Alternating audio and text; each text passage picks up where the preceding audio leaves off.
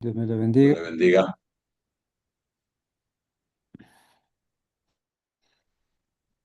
El Señor Jesús lo bendiga, profesor.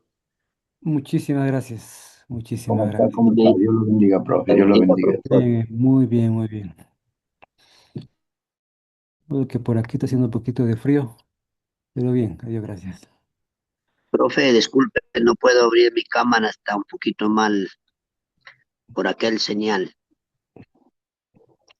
No, entiendo, sí, cuando hay mala señal hay que apagar la cámara. Bien, miren, hoy vamos a continuar con la segunda parte de la interpretación, que es es el contexto histórico, pues sí.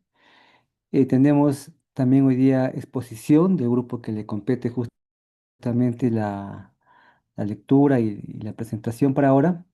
Pero antes vamos a repasar, siempre es bueno recordar, así que yo lo que voy a hacer es presentar la diapositiva de la semana pasada para recordar algunos puntos, pues sí, no nos vamos a detener en cada uno de ellos porque ya lo hemos trabajado, pero siempre es bueno, mis hermanos, recordar lo que hemos estudiado. Entonces, voy a presentar la diapositiva y después de eso tenemos la exposición. ¿Está bien? Entonces los que le toca la presentación ya se van preparando. Así que voy a compartir la diapositiva de la semana pasada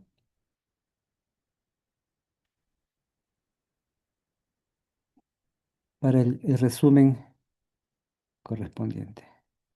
Bueno, la semana pasada vimos la observación, es decir, analizamos el texto tal y como está, sin preguntarnos por el autor, por la época histórica, eso lo hacemos ahora. Hoy nos vamos a preguntar por el autor, a quién fue dirigido, todo el entorno social, etcétera, pues, ¿sí? Entonces, lo que la semana pasada empezamos es justificando la importancia de reconocer los géneros literarios.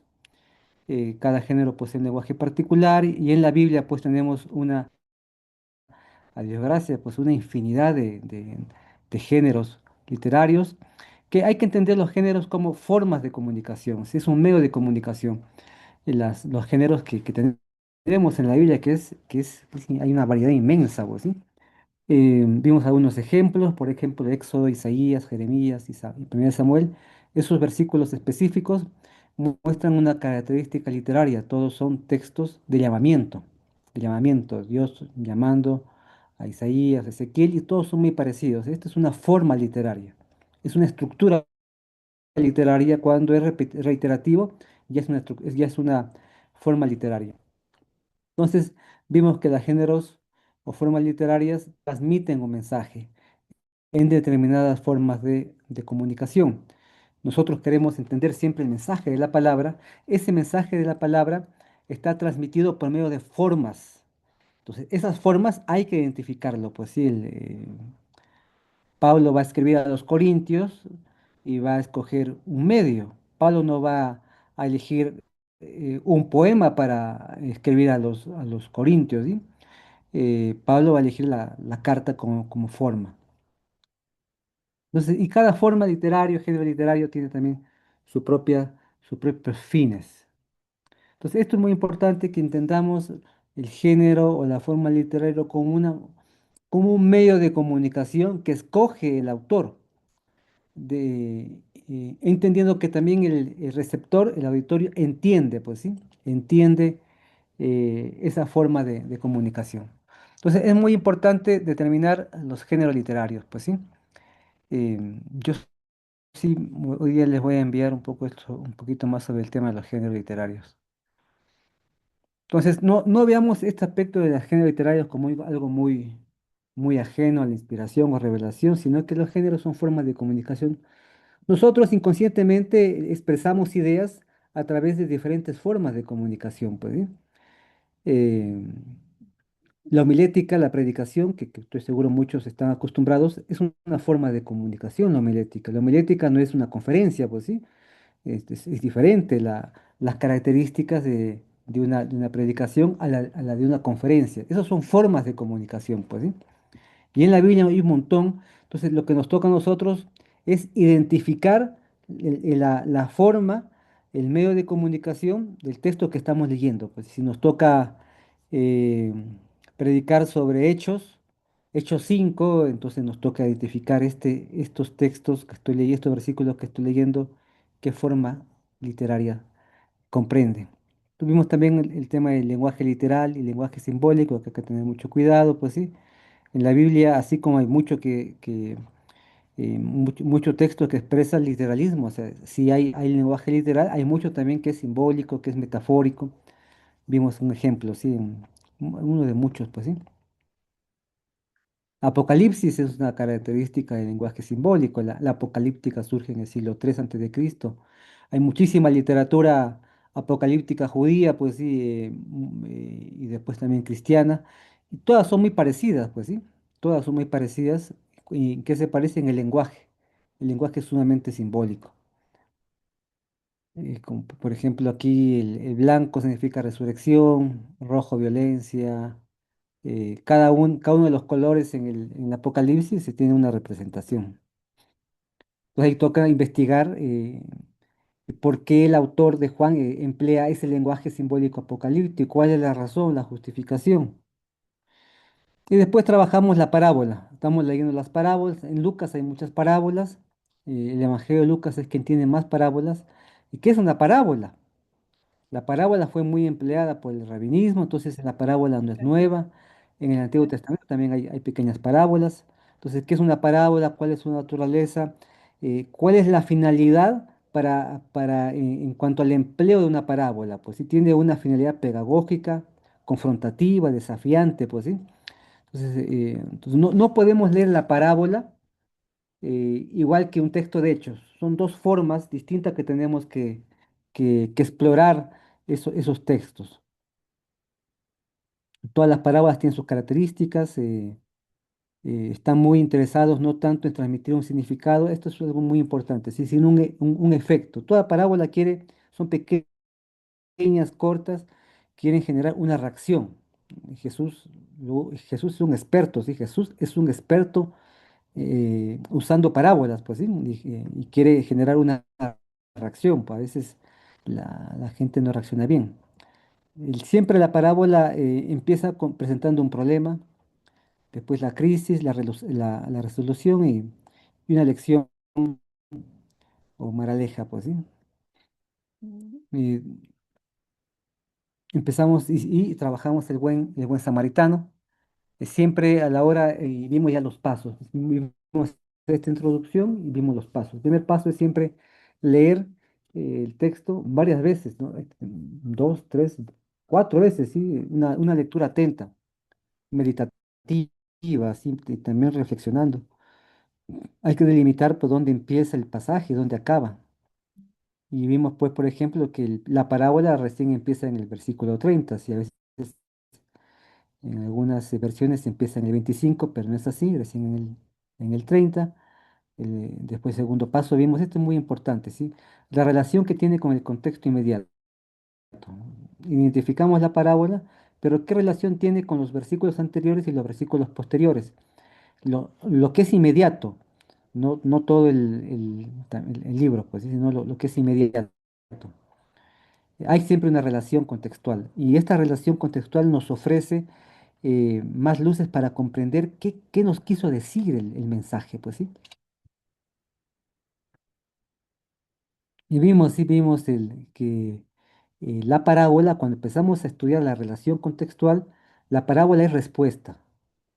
La parábola es respuesta a un debate teológico de un intérprete de la ley sobre heredar la vida eterna. Y Jesús plantea también preguntas retóricas, que hay que amar a Dios y también al prójimo, y finalmente el intérprete le pregunta quién es mi prójimo, porque identificando quién es el prójimo, se accede a la vida eterna, pues ahí está el debate, pues sí. Entonces la parábola es respuesta, no respuesta a mil opiniones modernas, pues sí.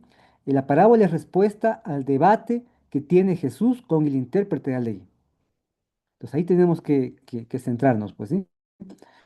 Y después Jesús termina con la pregunta, ¿quién de estos tres crees que es el prójimo? Pues sí que es interesante.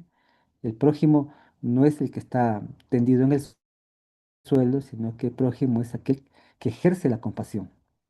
Y aquel que ejerce la compasión es ni más ni menos que el samaritano, que en el contexto histórico vamos a entender más eh, eh, sobre el samaritano.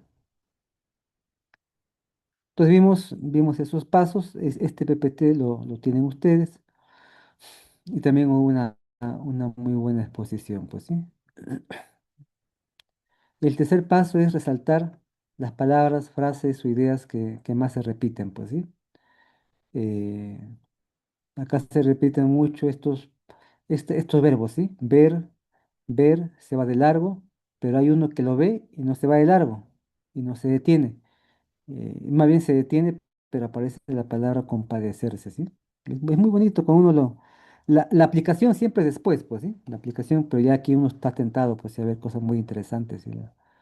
Los sacerdotes levitas pasan de largo. En el contexto histórico, ahí nos vamos a preguntar por qué estos personajes pasan de largo.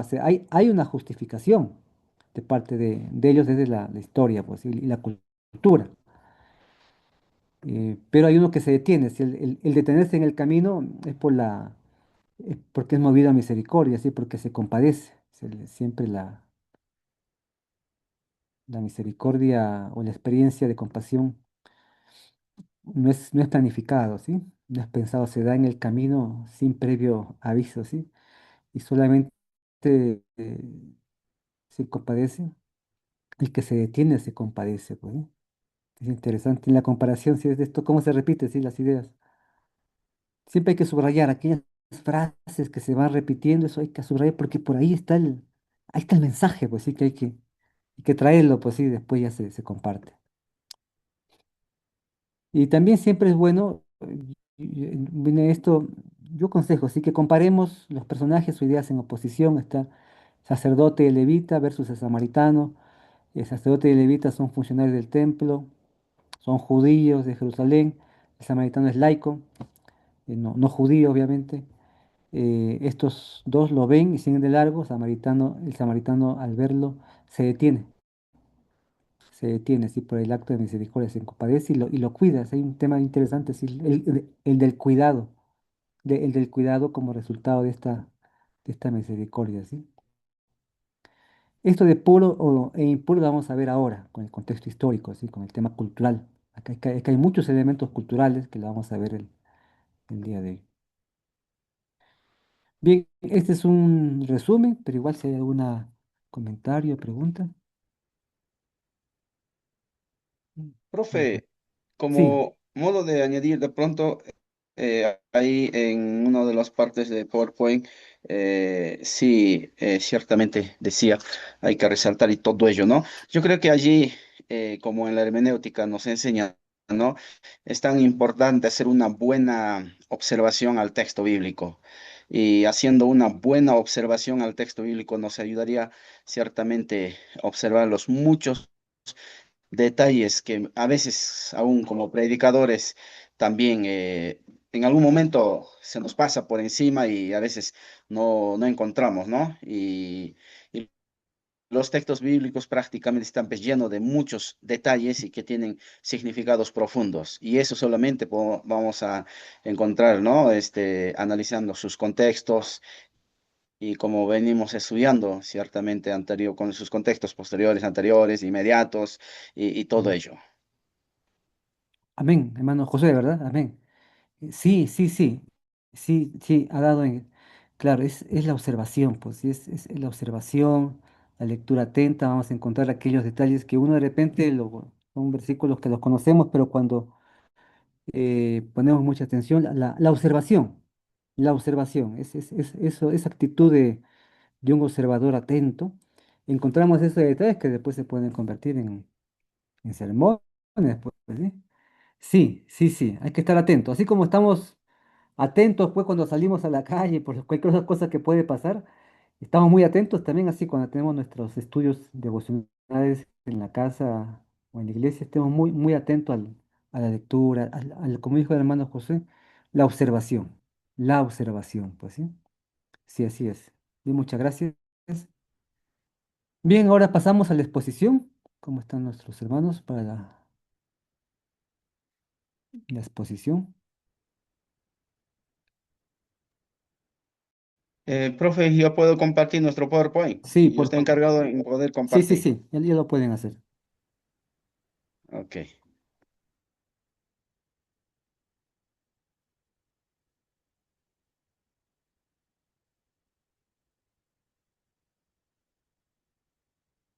listo, profe.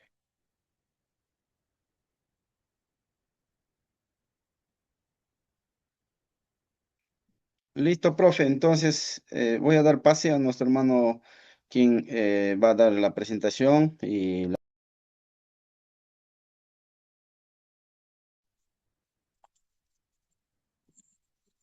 Amén, amén.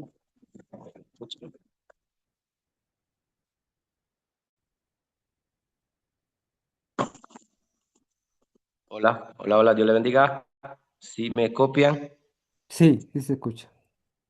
amén. Saludos en el nombre poderoso de nuestro Señor Jesucristo. Una alegría poder estar una vez más con los compañeros en esta hora. Profesor, saludarle respetuosamente en el nombre del Señor Jesucristo. Y asimismo a mis compañeros, pues hoy el día lunes nos tocó la exposición al grupo 2. Nuestro grupo está conformado. Pido que nos pase nuestro compañero que está encargado de la diapositiva Sí, ahí. en colaborarnos ampliamente con la diapositiva, que pase por favor a la siguiente hoja y puede estar muy pendiente. Eh, Saludarle a todos nuestros compañeros que están aquí en la sala virtual. Que el Señor Jesús me los bendiga, la paz de Cristo. Y quiero presentar mi grupo en esta hora, que está conformado por nuestro hermano Josué Gallegos, nuestro hermano César Arévalo, nuestro hermano Porfirio Manayay, nuestro hermano Bertoni Flores y nuestro hermano Alfredo Jiménez y nuestro hermano Carlos Paredes.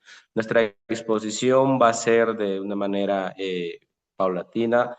Voy a empezar y sucesivamente vamos a ir cada uno presentándonos para así poder dar el desarrollo a nuestra exposición en esta hora. Bien, nos ha tocado, como bien sabemos, el tema del contexto histórico y cultural. Bien, la Biblia dice en 2 de Timoteo capítulo 4, versículos 6 al 8, porque yo ya estoy para ser derramado como una ofrenda de libación. El tiempo de mi partida ha llegado. He peleado la buena batalla, he terminado la carrera, he guardado la fe. En el futuro me está reservado la corona de justicia que el Señor juez justo me entregará en aquel día. Y no solo a mí, sino también a todos los que aman su venida. He tomado este texto para introducirnos al tema que nos ha tocado en esta hora, en el cual este texto bíblico nos va a sumergir en el contexto histórico y cultural. Esto responde a una serie de preguntas para el estudio bíblico de la palabra de Dios. Son unas preguntas que va a responder como, por ejemplo, ¿por qué procuramos del contexto histórico y cultural? Peligros asociados con los estudios del trasfondo, ¿qué es el contexto histórico y cultural? Herramientas para identificar el contexto histórico y cultural. Con Timoteo para recomendaciones de esta carta responderemos algunas interrogantes mencionadas arriba y así sucesivamente iremos apoyando nuestra exposición en esta. Bien, doy pase a nuestro hermano. Por favor, hermano, que está en la diapositiva.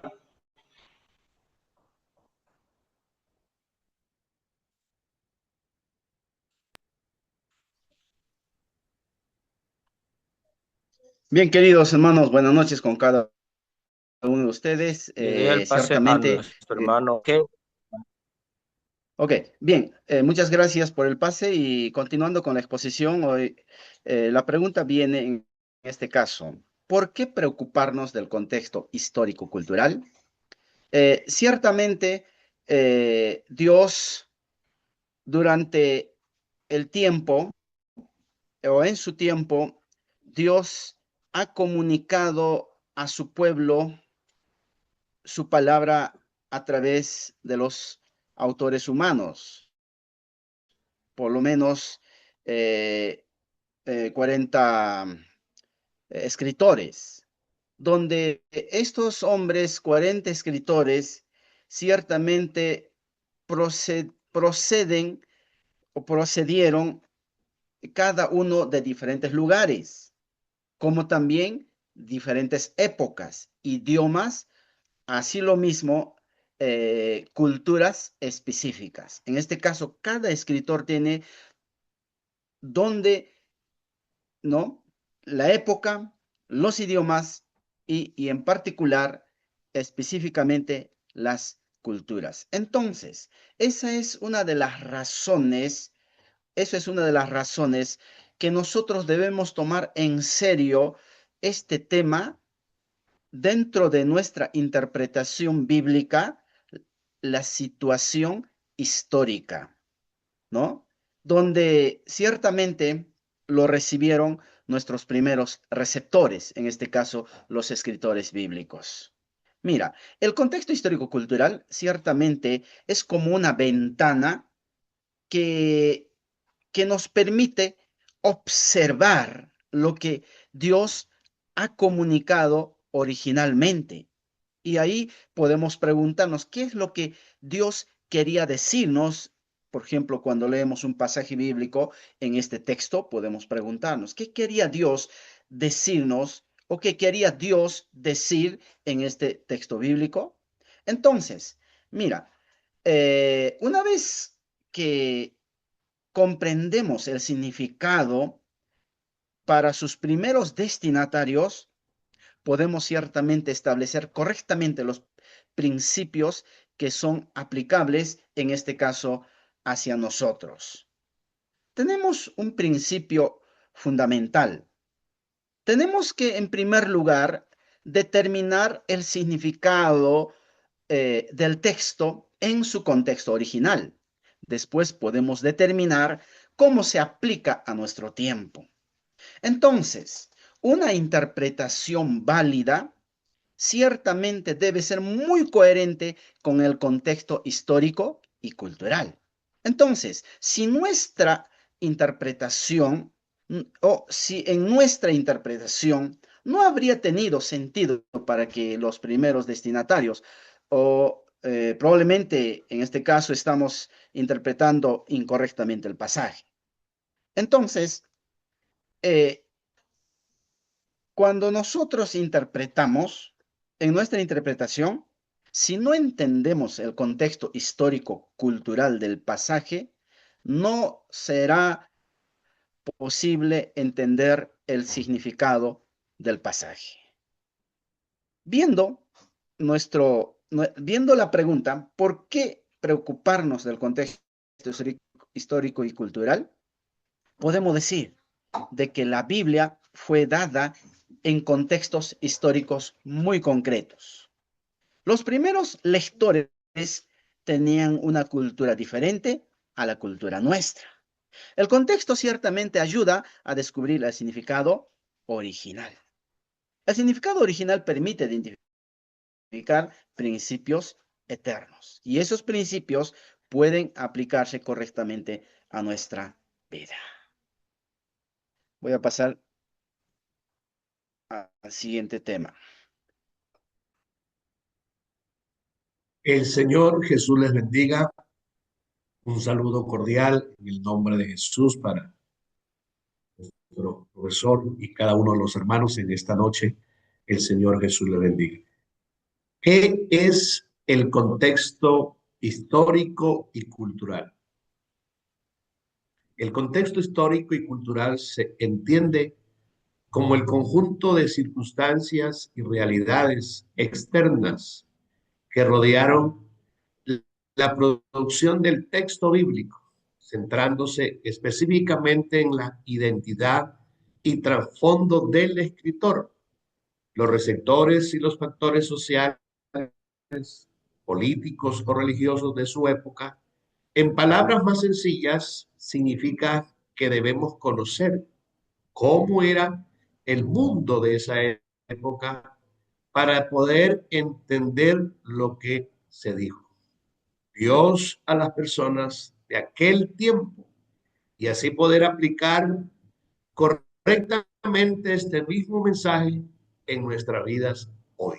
El contexto histórico y cultural abarca todo lo que ocurría fuera del texto, que no ayuda, que nos ayuda a entender lo que leemos. Por ejemplo, para captar el verdadero sentido de un pasaje, es clave saber cómo sobrevivían los israelitas en el desierto, porque los fariseos eran estrictos con el día de reposo, Sabbat, o recordar que Pablo escribió la carta a los filipenses estando preso en una cárcel. Conocer esos detalles de la vida real hace que el mensaje cobre vida y tenga sentido claro. Y radica entonces ahí la importancia de conocer el contexto histórico y cultural para poder enseñar la palabra de Dios hoy, aplicándolo al contexto nuestro, de acuerdo a la cultura o el lugar donde estemos, y de esta manera, los que nos escuchan o a quienes le predicamos y les anunciamos esta palabra, podrán comprender esta gran verdad. Dios les bendiga. Adelante. Contexto histórico, siga adelante. Amén. Gloria al Señor Jesús. Bueno, asimismo, a mí me ha tocado exponer acerca de lo que es los sectores bíblicos, en el nombre de Jesús. Para poder entender los receptores bíblicos es necesario descubrir el contexto histórico y cultural. También hemos de investigar a los receptores bíblicos, ¿verdad? Y sus circunstancias, en los cuales nos hacemos una pregunta. La pregunta que nos podríamos hacer es, ¿quiénes son los receptores bíblicos? Bueno, los receptores bíblicos son las personas o grupos o comunidades a quienes se dirigieron los mensajes, cartas, libros, revelaciones de forma o formas en la Biblia, que forman la Biblia. Es decir, quienes recibieron directamente la palabra de Dios, los escritos, ¿verdad? O perdón, los inspirados por el Espíritu Santo. Por ejemplo, el pueblo de Israel, ¿verdad? Como también las personas con las cuales fueron Abraham, Moisés, David, Salomón, Jeremías, Eclesiastés, comunidades como cristianas que podemos encontrarlos en la ciudad de Roma, en Galacia, Efesios, Filipenses, los cuales de pronto, gloria al Señor Jesucristo, entonces fueron las personas en las cuales fueron receptores de la palabra de Dios. Y es muy entonces necesario poder conocerlos y poder identificarlos a los receptores. Y de esta forma lo podemos identificar y de esta forma lo podemos también visualizar. Algunos ejemplos que también para poder comprender las circunstancias generales de los receptores, para poder entender el mensaje. Por ejemplo, vamos a considerar el Evangelio de Marcos. Se dice que a lo largo de todo su Evangelio, Marcos concede muchas importancias de la cruz de Cristo, ¿verdad? Y a las demandas de los discipulados. Muchos eruditos creen que los primeros receptores de Marcos eran situados en los mediados de Roma. Es decir, hombres y mujeres, de pronto, en este caso de los cristianos, la comunidad cristiana, que recibía, que estaba preparado para que para la persecución que iban a tener, a soportar por mano del emperador Nerón entre los años 65 y 70 después de Cristo. Con el fin de estimular a esos creyentes a permanecer fiel en medio del sufrimiento, Marcos subraya la fidelidad de Jesús durante el periodo de su sufrimiento. Otro ejemplo que podemos encontrar cuando entonces la comunidad cristiana en Roma recibe o son los receptores de la palabra para poder entender, comprender que en estos tiempos ellos tenían el total respaldo y la presencia de Dios estaba siempre con ellos. La fidelidad de Dios en todo tiempo. Y también podemos mirar otro ejemplo en el libro de Jeremías, cuando viene, gloria al Señor, la revelación de muchos ayuda, que fue el ministerio de este periodo, comenzó hacia el año 627 antes de Cristo y terminó un poco después del año 586 antes de Cristo. Esto significa que Jeremías fue testigo del avivamiento que se produjo durante el reinado del rey Josías, la caída de la Siria, el surgimiento de Babilonia, el primer sitio de Jerusalén en los años 598 y 97, la destrucción de la nación en el año 586 a.C. Jeremías aquí predice contra los pecadores de Judá y predice la destrucción de Jerusalén y el exilio babilónico. No obstante, Jeremías pronunció también poderosas palabras de ánimo y esperanza durante los oscuros días del sitio de Jerusalén. Aquí podemos encontrar, gloria al Señor, podemos encontrar los receptores que recibían la palabra de Dios, ¿verdad? En el momento que iban a pasar momentos difíciles, pero dentro de lo cual había una esperanza para ellos. Entonces, de esta manera podemos identificar, y con algunos ejemplos que podemos presentar, que hemos presentado, podemos identificar los receptores de parte de Dios y los tiempos en los cuales nos ayudan a identificar y asimismo también poder identificarlos. Muchas gracias. Adelante, compañero.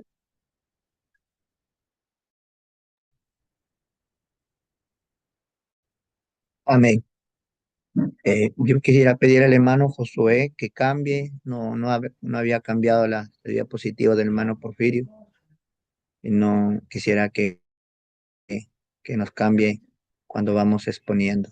Por ejemplo, eh, en esta noche, pues agradecer a Dios que me permite estar aquí en este estudio, saludar a nuestro profesor, a los compañeros de este grupo y a todos los que estamos inmersos en, en el desarrollo pues, de este estudio. A mí me ha tocado elementos históricos y culturales. Como ya exponieron mis compañeros, también quisiéramos ver que en la parte donde me tocó a mí, había algo muy importante que quiero hoy resaltar, referente a otros elementos.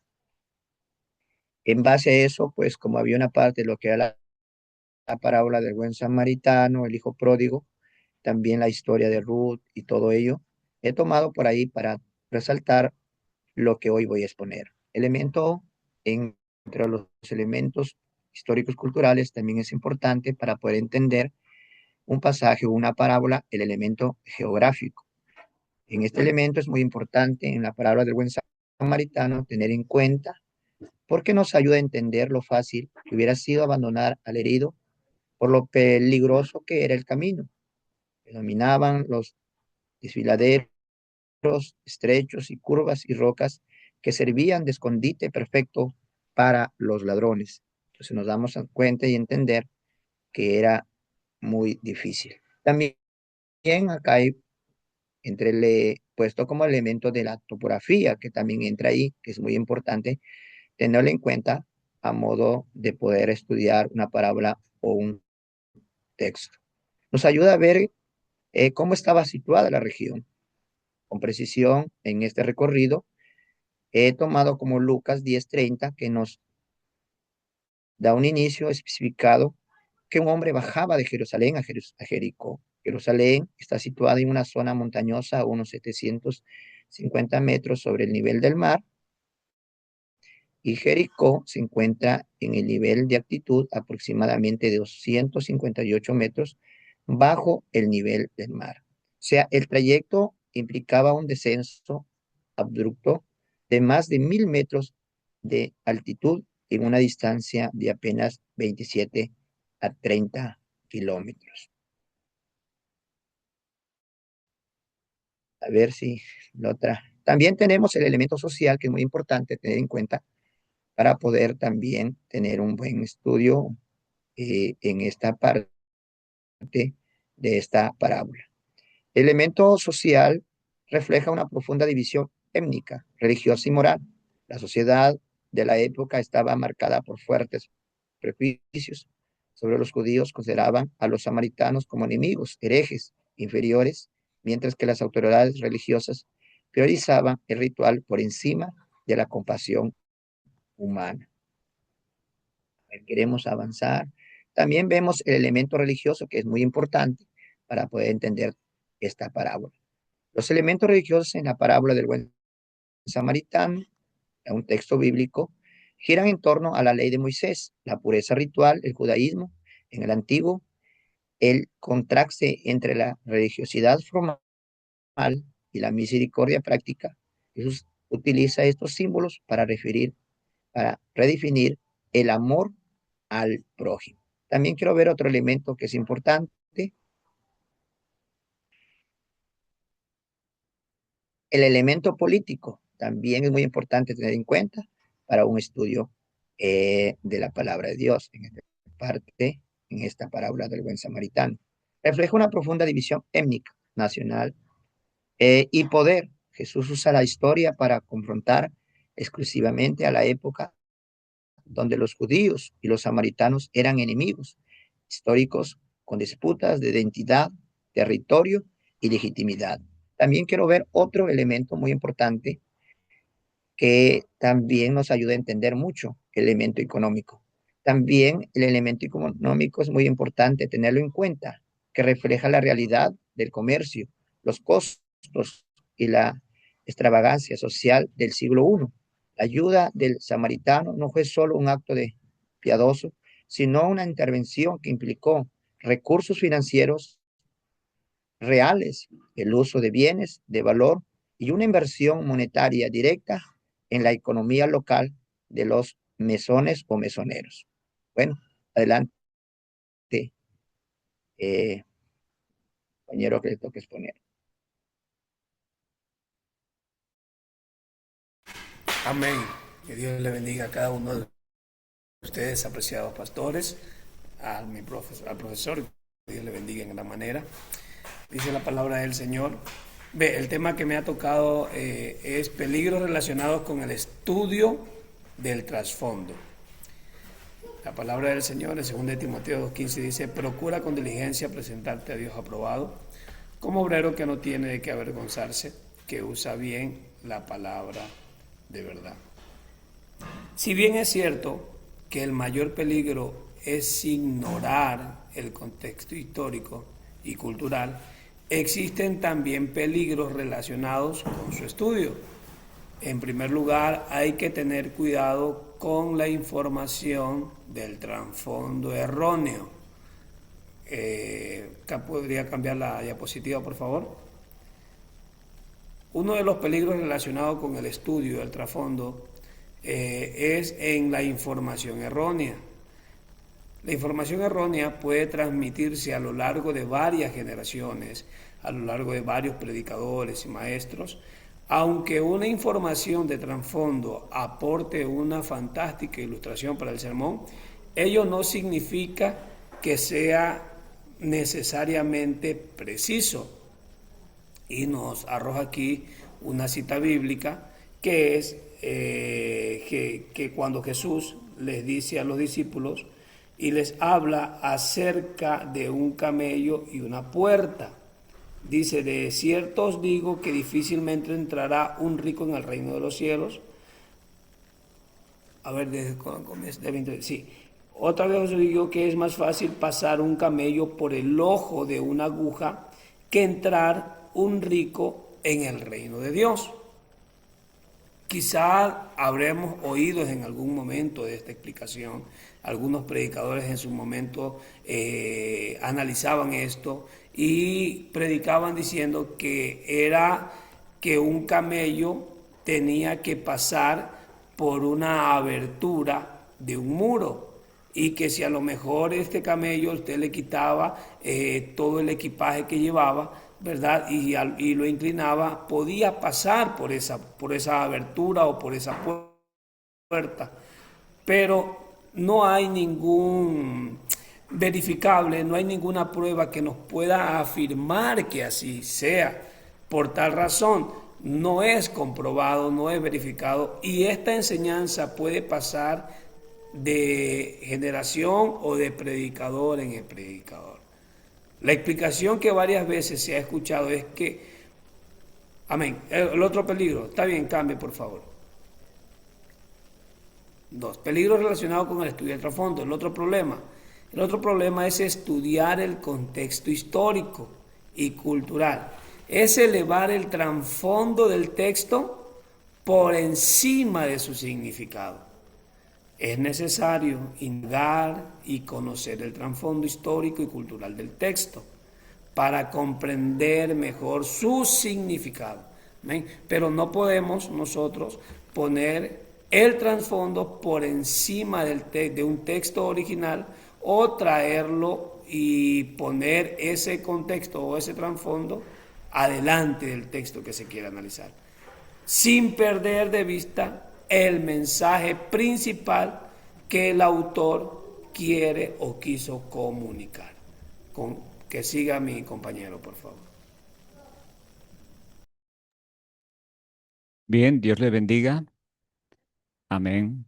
Eh, bueno, compañeros, que el Señor Jesús le bendiga. Gracias a Dios por esta bendición. A mí me ha tocado exponer herramientas para identificar el contexto histórico y cultural.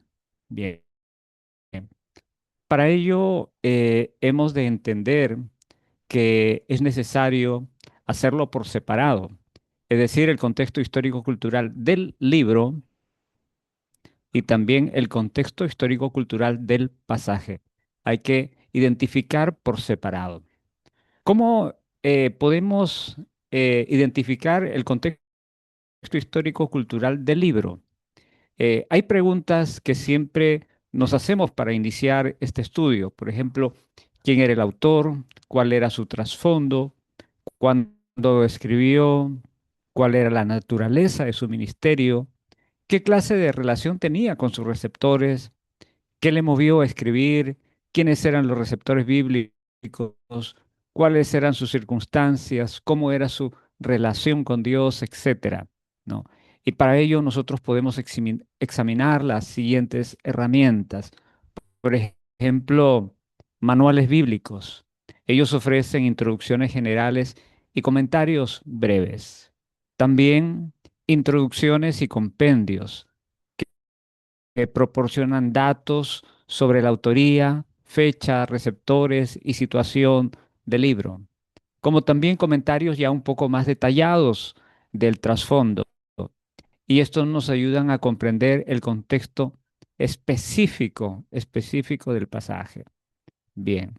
Por otro lado, también necesitamos identificar el contexto histórico-cultural ahora del pasaje propio del pasaje.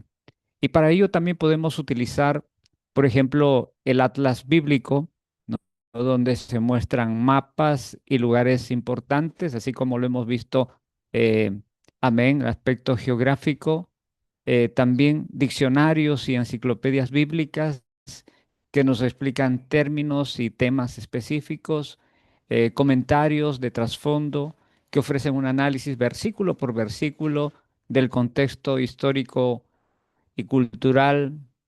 También hay algunas obras de historia o estudios especializados, ¿no? Donde profundizan temas culturales, sociales y religiosos, como también hay otros estudios especializados donde abordan temas como ciudades, vida social, leyes, prácticas religiosas de la época, ¿no? Y también, bueno, el día de hoy nosotros somos parte ya en este milenio de lo que son los recursos de Internet, que facilitan acceso a la información, pero se recomienda verificar autores confiables.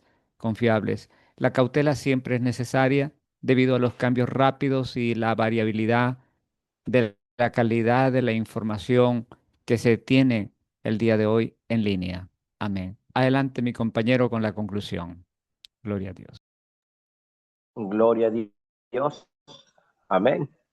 Como pudimos analizar, para un estudio certero y veraz y eficaz de la palabra de Dios, es necesario e importante fecundar en el contexto histórico y cultural. ¿Por qué? ¿Por qué conocer el contexto? Primero, permite interpretar correctamente la Biblia. Ayuda a descubrir el significado original del texto. Evita interpretar los pasajes desde nuestra cultura actual. Considera la circunstancia en la que fue escrito. Como mencionaba nuestro compañero Alfredo, por ejemplo, de pasar un camello por una aguja. Eso fue un tema muy controversial para nuestra cultura, que conocemos una aguja, pues es algo imposible. Pero cuando vamos y nos sumergimos en el contexto histórico, podemos analizar que no era una puerta pequeña de otra puerta más grande, ¿verdad? Como un túnel. Entonces, todo esto lo podemos ver a través del contexto histórico y cultural. ¿Qué más? Como segundo punto importante, ¿qué debemos conocer? Primero, al autor, quién escribió, el destinario y a quién escribió. Tiempo y lugar, cuánto y dónde, situación histórica, qué estaba ocurriendo, ¿no? ¿Por qué se escribió eso? ¿Por qué se dijo eso? Cultura, pues podemos ver las costumbres, leyes, prácticas sociales, religión, economía, política de la época, ¿no? Podemos ver ejemplos bíblicos. La vida y el ministerio de Pablo ayudan a comprender sus cartas. Jeremías, por ejemplo, su contexto histórico explica sus advertencias y mensajes. Colosenses, las circunstancias de la iglesia ayudan a entender la carta de Primera de Juan. Sus contextos permiten comprender mejor sus enseñanzas. La geografía, las leyes y las costumbres también iluminan los relatos bíblicos. Todo esto está basado en con el contexto cultural histórico, ¿verdad? Esta es la importancia de poder analizar texto. Esto es la importancia de... Muy bien, muchas gracias, muchas gracias. Amén. Espero que lo... Esta es la Ujú. importancia del contexto histórico y cultural. Amén. Dios les bendiga. Agradecer a Dios, a todos los compañeros por su participación y a nuestro profesor. Dios les bendiga. Adelante. Amén, muchas gracias, muchas gracias. Está muy bueno, espero que compartan su material con sus demás compañeros. Están muy bien trabajados, ¿sí? Así que sí, está muy bueno, pues sí. Está bueno el material que han preparado y también el anterior. Eso ya se convierte también como material de estudio, pues sí, que lo pueden tener siempre a la mano.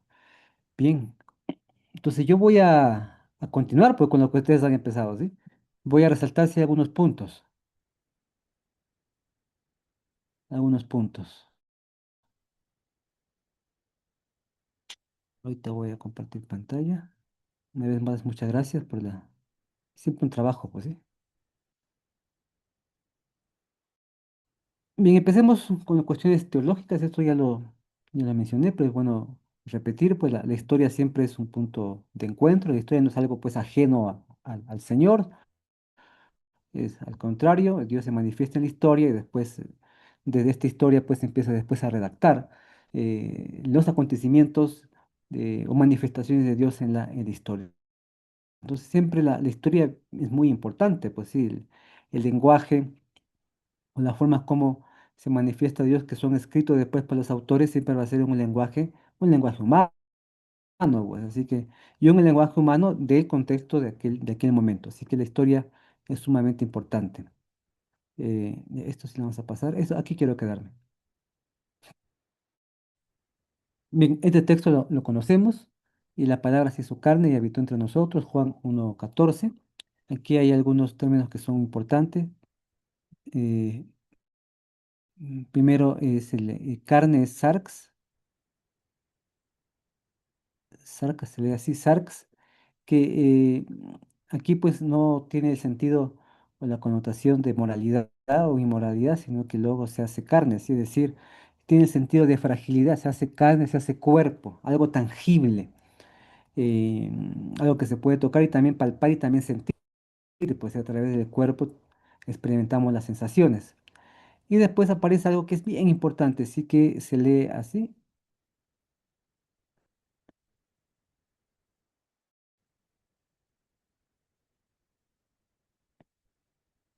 Skinosen. Tengo problemas con este lápiz. Skinosen, pues Skenosen significa esto de habitar, habitar entre nosotros. Una correa. Esto de habitar viene del griego skenosen, que también se puede traducir como acampar, pero también como residencia. Residencia, pues sí. Este versículo tiene que ver con la vida histórica, con la vida histórica, pues sí, la palabra se hace cuerpo y habita, reside, acampa físicamente, ¿sí? O sea, históricamente. Entonces, aquí ya surgen varias preguntas para poder entender esta encarnación eh, tangible, pues sí, histórico. ¿En qué contexto cultural sucede la encarnación? Pues la encarnación sucede en un contexto bien específico, pues sí, en un lugar geográficamente bien específico. ¿Y en qué condiciones sociales sucede la encarnación? Eso también nos ayuda a entender, pues, esta manifestación de Dios. Con preguntas que tienen que ver con el contexto cultural, contexto social. Estas preguntas no son, pues, marginales, son importantes para entender el sentido, el significado, que como ustedes mismos en la exposición lo presentaron. ¿Cómo es la situación política y religiosa donde sucede la encarnación? Entonces, son preguntas que nos ayudan a entender, pues, sí, esta manifestación de Dios en la historia a través de Cristo. Y repito, no son preguntas marginales, nos ayudan a entender más el sentido, pues sí, significado de la encarnación. Por ejemplo, sí, en esta vida histórica, en esta encarnación histórica, cuando preguntamos cuál era el oficio de Jesús, el oficio de Jesús es carpintero, ¿recuerdas? ¿Sí? ¿Y dónde aprendió este oficio? Lo aprende en la casa, pues los oficios se heredan, pues sí, el papá es carpintero, pues posiblemente el papá de José fue carpintero, y así. eh, y carpintero, mira, aquí esto es muy importante, tiene que ver mucho con el contexto histórico, así. Carpintero viene del griego tectón, tectón. Y tectón se traduce como carpintero, pero también se traduce como constructor. Y aquí viene el elemento por eso que es importante el dato histórico. Sucede que en Galilea, en toda esa región en la cual Jesús pues, fue su ministerio, no era abundante el recurso de la madera. Y pues, se sabe por muchos datos pues, arqueológicos, históricos, que las casas que se construían en la época de Jesús eran de piedra, pues sí. Entonces, cuando se traduce por carpintero el oficio de Jesús, no se refiere solamente al tema de la madera, también tiene que ver con el constructor y trabajador de la piedra, pues sí. Entonces tiene que ver mucho en otros, cuando aparece la palabra carpintería ya lo asociamos con madera, pero en la época de Jesús la carpintería no estaba tan asociada a la madera, sino a la construcción de casas con el recurso de la piedra, pues sí. Eso sabemos eso por la historia, ¿sí? Entonces, ¿esto qué nos dice? Esto nos dice pues eh, que el trabajo y el oficio de Jesús es un oficio bastante duro, bastante pesado, pues sí, porque este trabajo en piedras es muy pesado, es muy duro, pues sí, eh, el trabajo de Jesús. Pues esto lo conocemos gracias por la historia, pues sí, Jesús viene a ser como una especie de constructor de piedras, es un experto en el trabajo de piedras. Tiene un nombre más técnico, sí, en la actualidad yo no recuerdo. Entonces la historia nos ayuda a entender estos detalles y después también el mensaje en este caso, de los evangelios.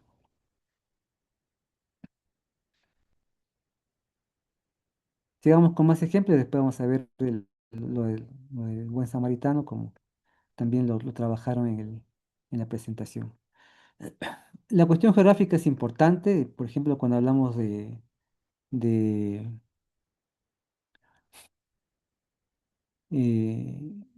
de Abraham, pues sí. Abraham viene de Ur, sale con el padre, pues sí, Taré, recuerdan, Taré sale de Ur y se quedan por uy, aquí, Aram, acá está Aram, acá muere el padre de Taré, recuerden, entonces aquí dice que sale Abraham de Aram hacia la tierra de Canaán, pues sí.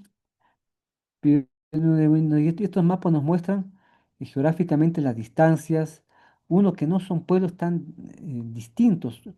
Todas estas son regiones semíticas. Estos son territorios semíticas.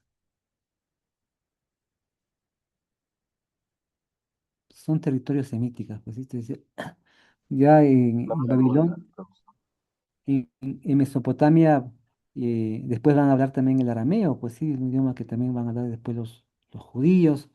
Entonces, no son pueblos como muy distantes, diferentes, son muy cercanos también al pueblo judío, porque son pueblos semíticas, ¿sí? Son semitas.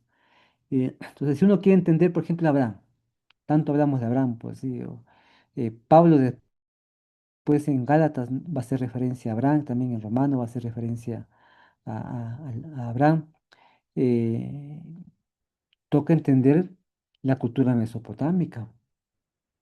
¿Cómo era la cultura mesopotámica? Porque Abraham es mesopotámico, que tiene un encuentro con Dios, pero es mesopotámico, o sea, él no es judío, el judaísmo aparece muy posteriormente con, con Moisés.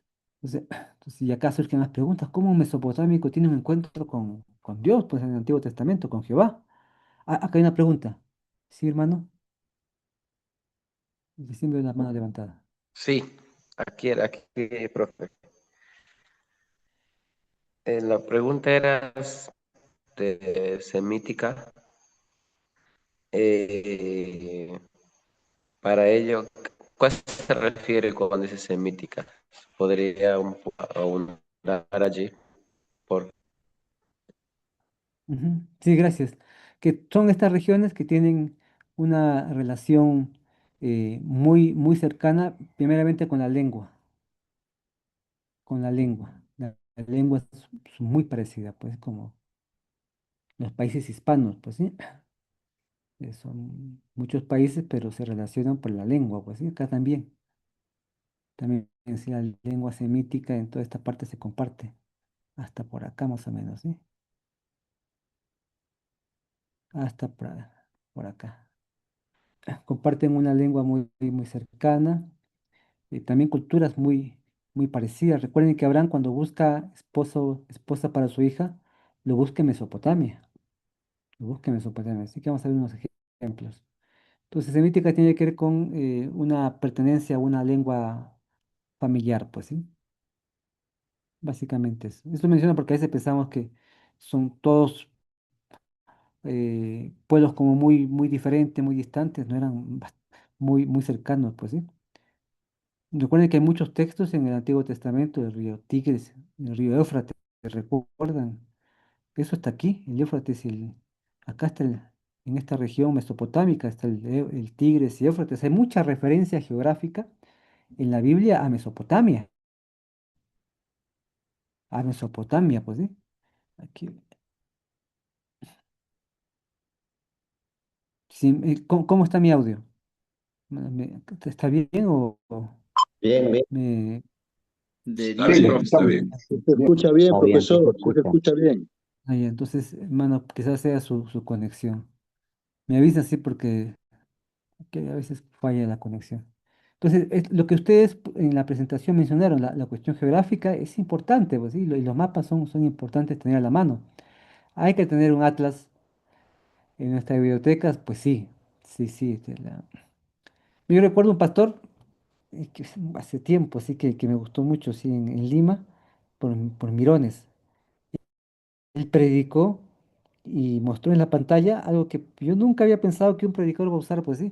Empezó a mostrar los mapas de Pablo, pues sí, pero bien así didáctico y pedagógico, pues entonces, en una prédica, entonces muchos de los que quizás no estaban tan atentos con la prédica, con los mapas, como que se, se activaron, pues sí. Me acuerdo, si esta me vino a la mente a la hora. Los mapas son importantes, hay que tenerlos siempre a la mano nos ayudan a entender cómo está también situado todo el movimiento de los grandes personajes de la Biblia.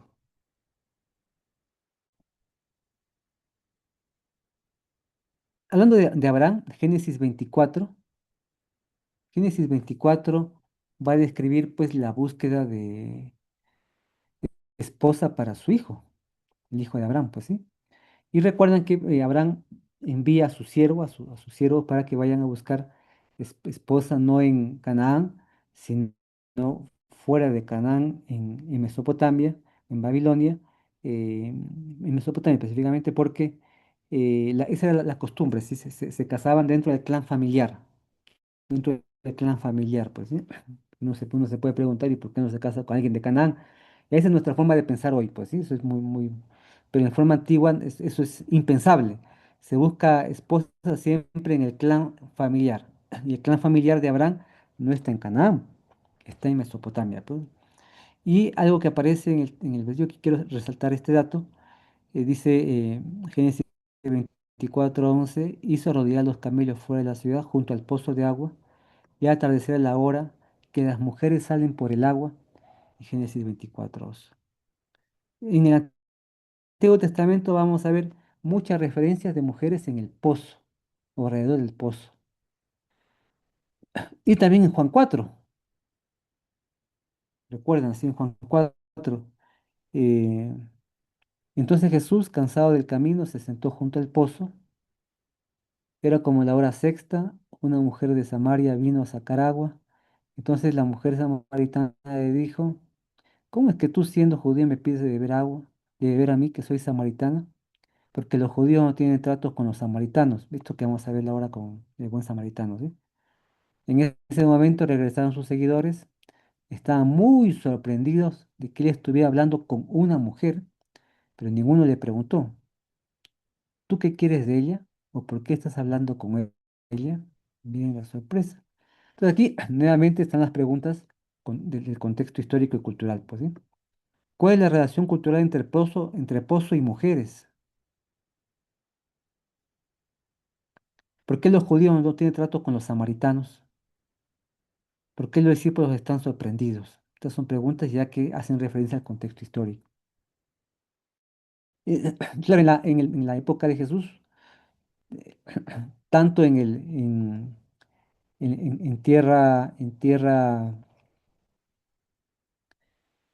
judía como fuera de ella, porque en Génesis 24:11 se refiere a Mesopotamia, era muy común todos ellos que donde hay pozo de agua estén las mujeres o los esclavos.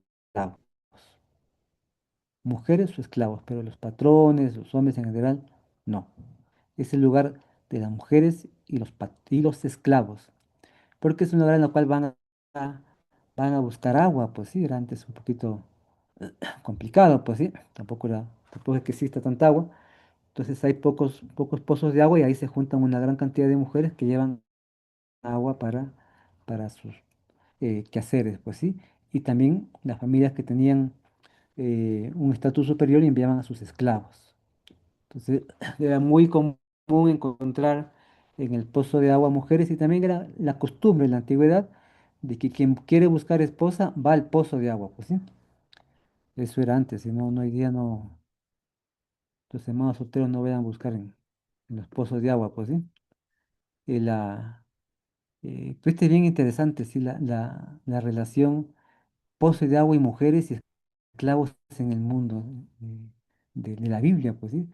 Tanto que los discípulos se sorprenden justamente de que esté Jesús, que no es esclavo ni mujer, conversando con la mujer samaritana. Miren, aquí hay una cosa que sorprende, pues sí, porque el pozo es el lugar social de las mujeres y los esclavos. Entonces aquí están sorprendidos, pues sí. Y Jesús, bueno, frecuentemente tiene este tipo de accionar que genera, sí, reacciones siempre, sí. Y bueno, también, además, en Juan 4 hay un elemento más que lo vamos a profundizar ahora, es la fuerte tensión entre los samaritanos y los judíos, y eso que tienen un tronco común, pues sí, que vamos a ver un poco ahora. Entonces, estas preguntas porque pues, sobre el pozo uno pasa de largo el tema del pozo, pero hay un contenido histórico muy, muy interesante sobre Agar. Agar, cuando está por desfallecer, eh, se manifiesta pues el Señor a través del ángel en un pozo. Agar está también en un pozo, pues dos veces está en un pozo. Siempre hay una relación muy fuerte entre pozo y agua en el Antiguo Testamento, que para los discípulos le va a generar sorpresa, sorpresa, pues, ¿sí? Entonces es importante hacernos las preguntas. Y sigamos con las cuestiones históricas, ¿sí? Para poder entender, a veces nos hacen preguntas en relación a esto, pues, ¿sí? En Génesis 16, Sarai, mujer de Abraham, no le había dado a luz hijo alguno, pero ella tenía una sierva egipcia que se llamaba Agar. Entonces Sarai dijo a Abraham, mira, el Señor me ha impedido tener hijos, llégate, te ruego a mi sierva, quizás por medio de ella yo tenga hijos. Y Abraham escuchó la voz de Sarai. Bueno, acá podemos interpretar desde nuestro mundo actual y hay que tener mucho cuidado, pues, ¿sí? Hay que entender el mundo de Abraham. En el mundo de Abraham, las mujeres tenían sus esclavas. Y ante una situación de esterilidad, que era muy importante, pero que tiene que ver con la herencia también administrativa, era muy importante. Aún se pensaba antes que un hombre se eternizaba con sus hijos, era eterno con sus hijos, pensaban, pues, ¿sí? O sea, cuando una mujer no podía dar a luz, pues tenía su propia esclava que se convirtió en una especie de vientre de alquiler para asegurar descendencia, y así se aseguraba que la familia misma administraba todos los bienes, pues sí, porque el primogénito recibía, recuerden, la bendición. Ahora, este hecho era usual en el mundo antiguo y se ha descubierto, pues sí, por ejemplo, los archivos de Nuzi. Son 3.500 tablillas, datan de 1400 a 1200 Cristo, pero narran una antigüedad mayor. Son archivos que ayudan a entender las prácticas políticas, económicas y legales del Oriente Bíblico. Y en esta piedra que ustedes ven, que son tablillas, ¿sí? Un idioma cuneiforme, aparece esta práctica de Abraham, que él lo llama contrato de adopción. Es una especie de procedimientos legales del mundo antiguo, pues, ¿sí? Dice, en esta tablilla se encontró lo siguiente. Por la presente, su hija Hilo da a su hija Kenli Nino a Senina como esposa. Si ella tiene hijos, entonces Senima no puede tomar otra esposa. Si Kelim Nino es estéril, entonces tendrá que dar a Senina una esclava como madre sustituta para su hijo. Kelim Nino adoptará al hijo nacido de su esclava como suyo propio. Pues entonces, esta práctica de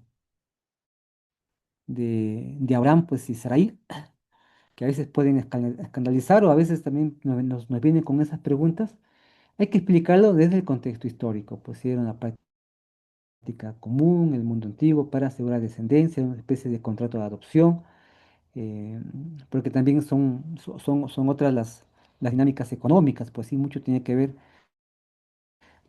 asegurar la descendencia, también se aseguraba la administración económica de la familia. Entonces, esta práctica de la esclava que se convertía en vientre de alquiler era bastante común en la época de Abraham, pues sí, en la época de Abraham.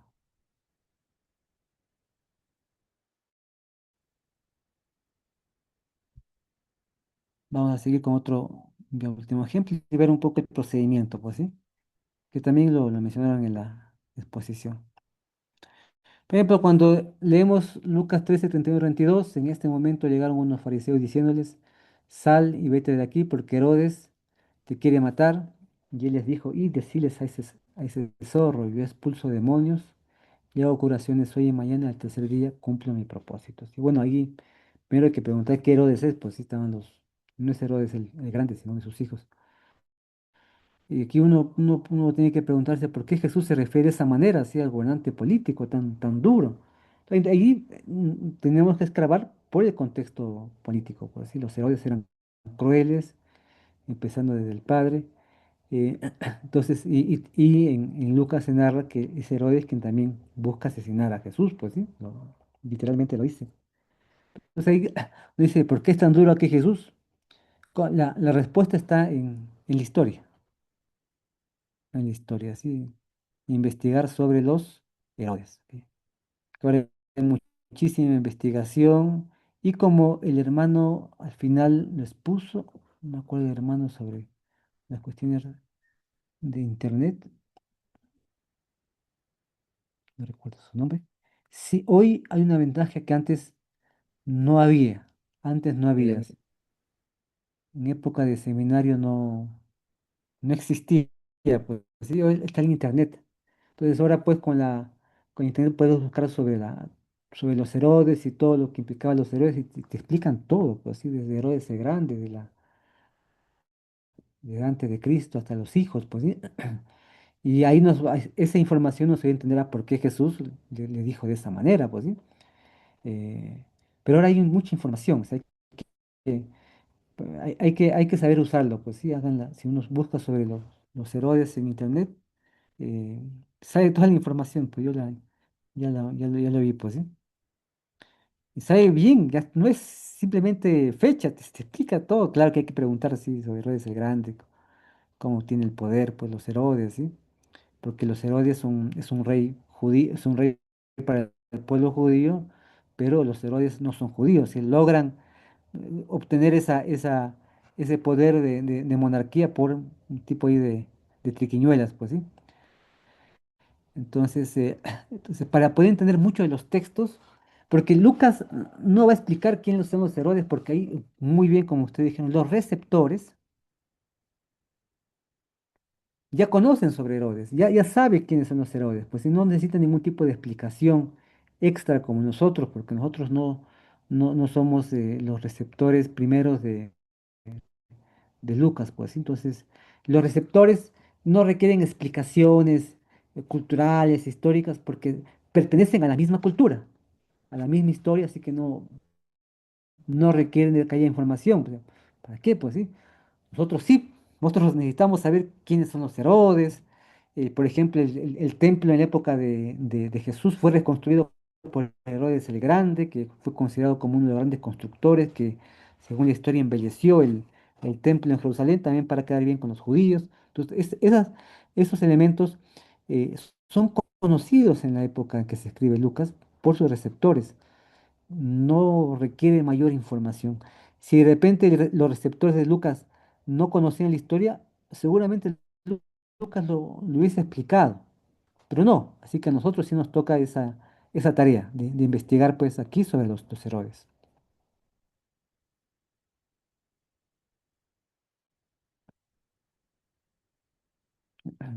Con este cuadro vamos a finalizar esta primera parte. Eh, Acá está la Casa Real Herodiana, que es muy importante, como está, que lo expusieron en relación al tema económico, pues sí. Eh, la Casa Real Herodiana, pues pertenece a la élite, están arriba, junto con ellos la aristocracia provincial, o sea, las familias ricas de Jerusalén, y también la aristocracia sacerdotal y laical. Recuerden que hemos visto en en el samaritano, pues sí, que los que son funcionarios del templo pasan el largo, pues sí. Ellos pertenecen a la élite, pues sí, todos los que trabajan para el templo eh, están muy arriba, pues sí. Después ya empiezan a bajar, pues sí. Eh, y y en el mínimo vital están pues los pescadores, los pastores, viudas, huérfanos, prostitutas, mendigos, bandoleros, que prácticamente todo el grupo de personas que seguía a Jesús, pues sí están abajo. Entonces había mucho conflicto con los Herodes siempre, pues sí. Eh, en el mundo de Jesús el estatus social no se compra, sino que se hereda. Se hereda, pues sí. No se logra la monarquía por méritos, pues sí, sino que se hereda. Se hereda, pues es distinto a nuestro mundo, pues sí. Eh, Acá hay más una dinámica que se mueve, pues sí, en el mundo de Jesús se hereda. Si heredas esclavitud, terminas siendo esclavo, pues. ¿Sí?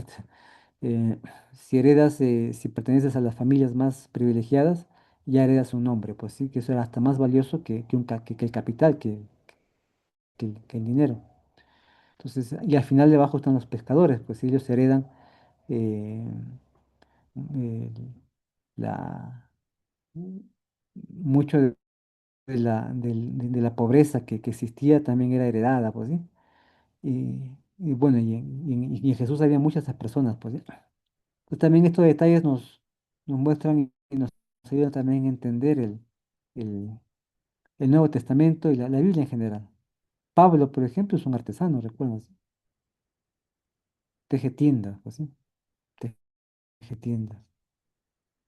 Lo de Pablo es interesante porque eh, Pablo nunca se detiene en una aldea. No sé si han preguntado alguna vez. Pues sí, Pablo cuando escribe cartas y recibe, según hechos, siempre es en las grandes ciudades del Imperio Romano. Pero en las pequeñas ciudades, en las aldeas, nunca está presente. ¿Y por qué no predicó el Evangelio? Porque camino a las grandes ciudades hay muchas aldeas. Y dice, ¿por qué no se detuvo? Porque en esos lugares no hay ninguna carta de las muchísimas aldeas que existían. Hay dos razones históricas, pues sí. Una es que Pablo es artesano y solamente en los grandes mercados se encontraba trabajo. Eso está en hechos, recuerda. Eso está en hechos. Entonces,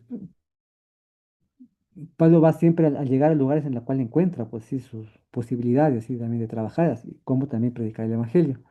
Y es en las grandes ciudades donde él encuentra eh, los grandes mercados donde se puede trabajar, y los artesanos. Ese por un lado. Y la otra razón histórica es el idioma, la lengua.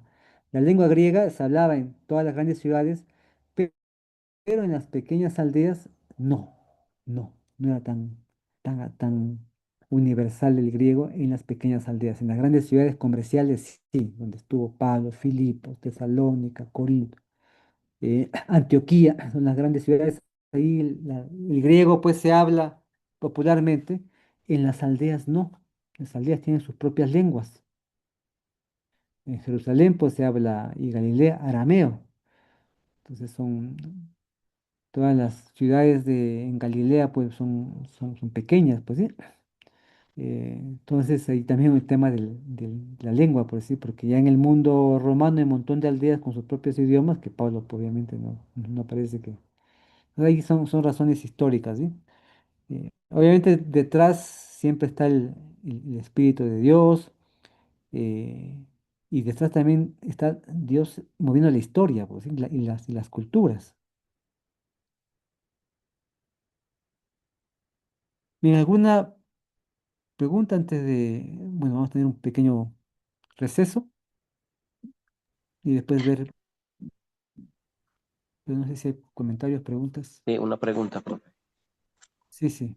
El orden que usted puso en mínimo vital, ¿es un orden que va de mayor a menor o un orden cronológico o es un orden que ya lo puso así nada más? Lo ubicó usted allí para... Sí. A ver, esta es una en internet. Es el mínimo vital. Ya es un término que se utiliza para ubicar a los que están muy por abajo en la forma como son considerados pues en la sociedad de aquel entonces, pues sí. Los pequeños agricultores, arrendatarios, comerciantes, artesanos, pescadores, todos son vistos como el mínimo vital. Uno dirá, pues no, pero tienen algo. Hoy así se considera. En el mundo de aquella época, la consideración era elite y no elite. Los que estaban, las grandes familias arriba y la gran población de familias estaban siempre abajo, pues sí. Y muy abajo está este mínimo vital. No entendamos en términos monetarios, así no se entendía en el mundo antiguo, ¿sí? Sino en el término de oficio. Para el imperio, para los romanos, por ejemplo, existían oficios deshonrosas y oficios con honra. Hoy diríamos, bueno, todo oficio es honorable, pues sí, porque es un trabajo. En el mundo romano no. Para un romano existen trabajos honorables y trabajos vergonzosos. Todo trabajo que tiene que ver con las manos, para los romanos es vergonzoso. es vergonzoso. Entonces, ellos están abajo en el mínimo vital, pues, ¿sí? Eh, en ese sentido, hermano, no sé si se puede contestar la pregunta.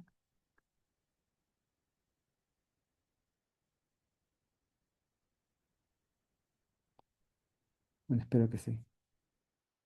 Vamos a tener nuestro receso, ¿les parece? Por unos 10 minutos y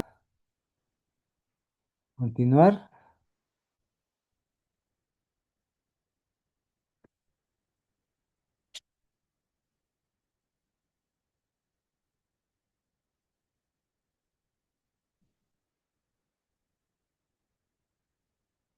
Bien, un aspecto metodológico que nos ayuda al procedimiento son las preguntas. Son las preguntas, pues sí, que en la presentación que hicieron los hermanos también aparece, pues sí, procedimiento.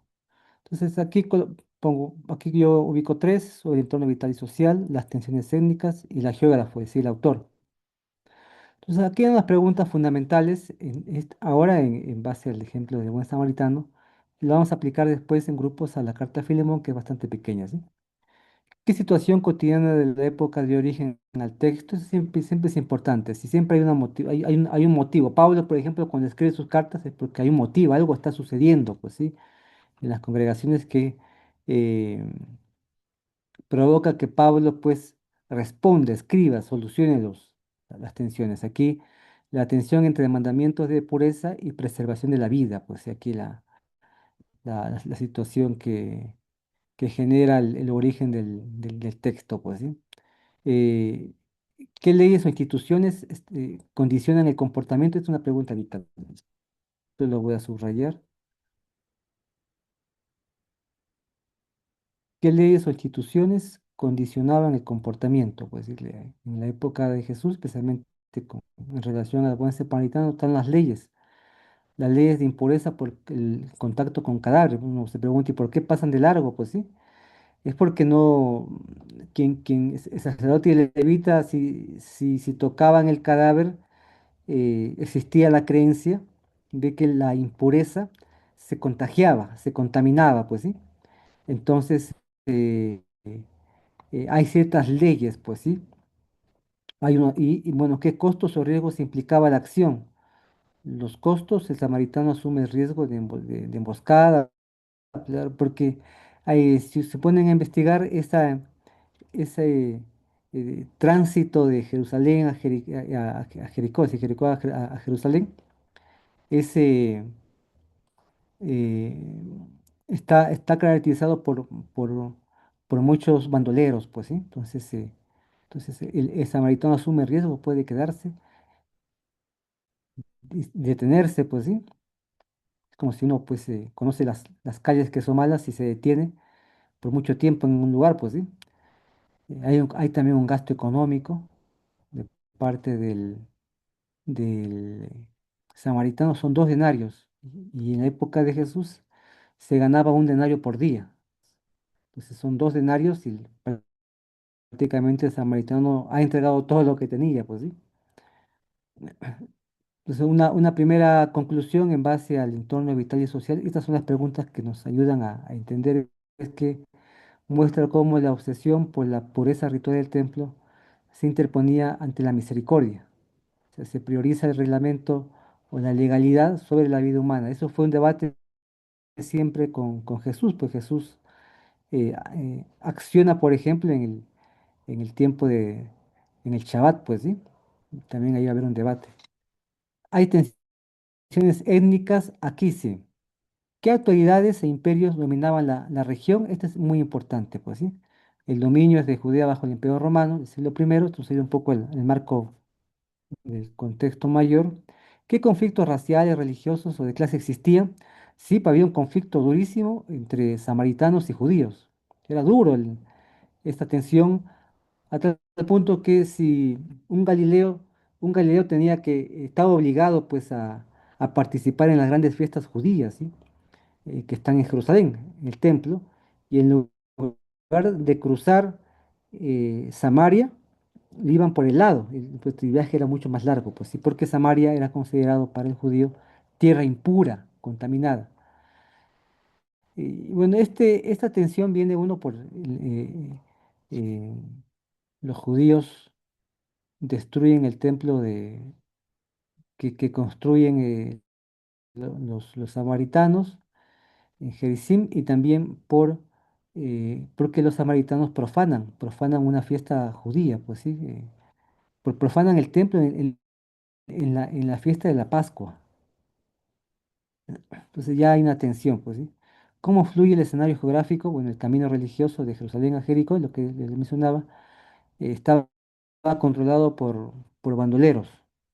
Entonces, ese tránsito de Jerusalén a Jericó es como si nosotros, en nuestros lugares donde vivimos, hay barrios o caminos bien muy inseguros. Así hay que entender Jerusalén a Jericó, pues sí, ya existían los bandoleros, ¿sí? En esa época. Una conclusión que podemos sacar es que un samaritano asistiendo a un judío en suelo enemigo rompía todas las barreras étnicas y políticas de la época. Claro, el samaritano pues está, eh, el samaritano también pudo haber hecho lo mismo que el sacerdote y el levita, porque por la rivalidad y tensión que tiene, pero él se detiene. Él está rompiendo con esas grandes barreras. Sobre el agiógrafo, aquí sobre el agiógrafo se refiere preguntas sobre el autor, ¿sí? ¿Quién y cuándo compiló el texto final? O sea, quién, como Lucas es el redactor, año 80-85. ¿A qué comunidad va dirigida el tema de los receptores? Los receptores, ¿verdad?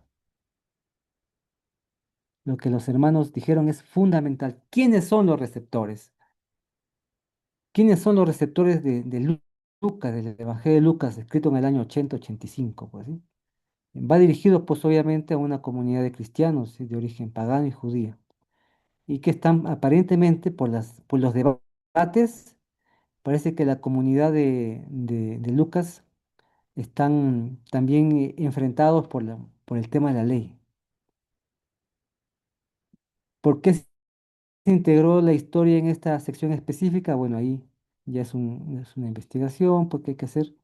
eh, Está colocada en la sección del viaje a Jerusalén, unida al debate del gran mandamiento. Así que aparentemente para Lucas, el autor, una cosa son los acontecimientos de Jesús, año 30, y otra cosa es Lucas. Por eso que algunos manuales van a hablar del doble contexto histórico, el contexto de Jesús y el contexto de Lucas. Que esto hay toda un desafío, pues sí. Pero aquí, en esta última parte, es el contexto de Lucas. Em, si ustedes comparan, por ejemplo, Lucas y Mateo, la genealogía de Mateo está en el primer capítulo.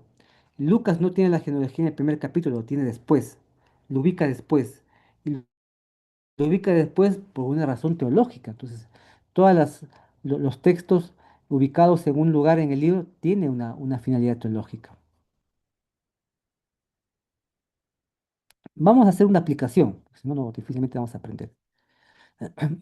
Vamos a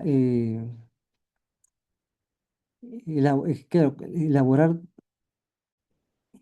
vamos a generar dos grupos de trabajo y van a leer la carta a Filemón y van a responder las siguientes preguntas para comprender el contexto histórico. ¿Qué situación, el motivo cotidiana de la época dio origen al texto? O sea, ¿qué está ocurriendo en Filemón que provoca que Pablo escriba la carta? Pues, ¿sí? ¿Qué leyes o instituciones condicionaban el comportamiento? Sí, hay unas cuestiones, algunas leyes o instituciones propias de la época de Pablo. ¿Qué autoridades nominaban y qué estatus sociales existía? Es ahí hay que buscar, y aquí hay que buscar datos fuera, pues sí, ¿no? Aquí sí nos ayuda mucho el Internet en este momento. ¿Cómo influyen las diferencias sociales? Porque Pablo está en la cárcel en Filemón, pues sí. Cuando escribe la carta de Filemón, Pablo está en la cárcel, conoce a un esclavo, hay muchas diferencias sociales. ¿Quién y cuándo se redactó la carta? Hay que investigar cuándo escribe la carta. ¿Y quién? Bueno, eso no es tan difícil. ¿A qué comunidad va dirigido y cuál es el problema? Acá es el tema de los receptores. ¿A quién va dirigida la carta? Pues sí, a una comunidad o a una persona. ¿Y cuál es el problema? ¿Qué está sucediendo? ¿Y qué propone Pablo para solucionar el problema? Estos son todos que tiene que ver la mayoría con cuestiones históricas, algunos con lo que está también en el texto. Vamos a sacarle, me gustaría que saquen una foto a esta diapositiva. De repente, si es posible enviar al grupo general que tienen ustedes. Sí, profesor, lo acabo de enviar a los grupos generales. Muchísimas gracias, hermano. Entonces ahora vamos, es necesario aplicarlo, pues sí, bueno, aplicarlo. Entonces vamos a trabajar en grupos. Ya están retornando.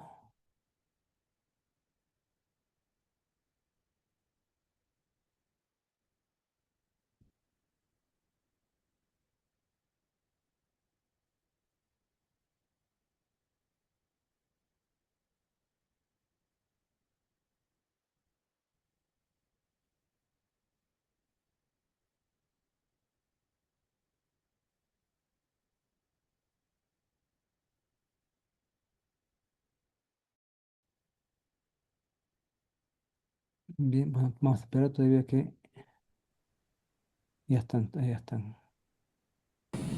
Se nos botaron de la sala. Bien, bien, hermanos, vamos a compartir hasta donde también hayamos podido investigar, dialogar. Me gustaría que puedan empezar el primer grupo, cada uno que pueda compartir lo que han conversado.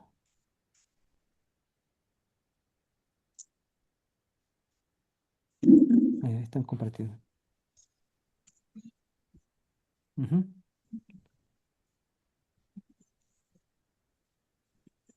Adelante, hermanos.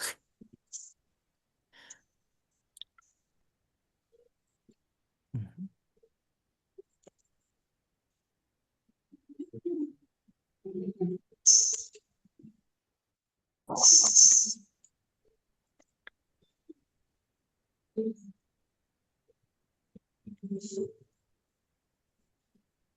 Bien, ¿quién va a leer el texto? Yo lo hago si no, pastor.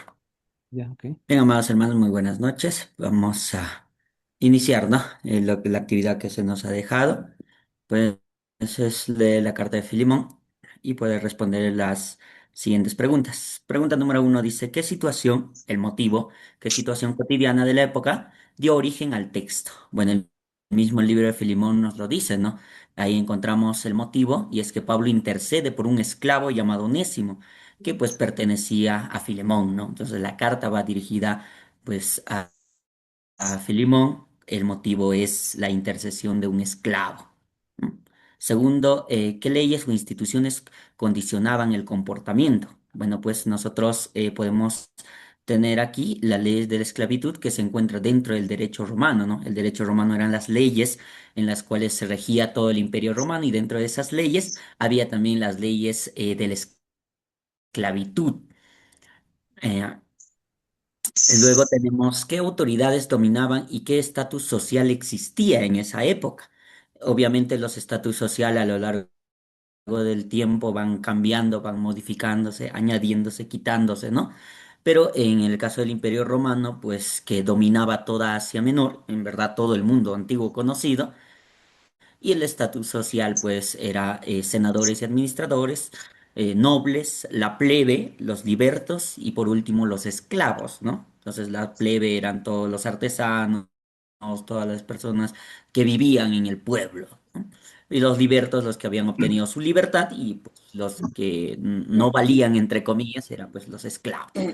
Cuarto, dice, ¿cómo influyen las diferencias sociales? Bueno, en el libro de Filemón nosotros encontramos una gran diferencia social entre el amo, que es Filemón, y el esclavo, que es Onésimo, ¿no? Entonces, uno de ellos estaba protegido por todos los derechos romanos y el otro, en el caso del esclavo, pues tenía muy pocos derechos, ¿no?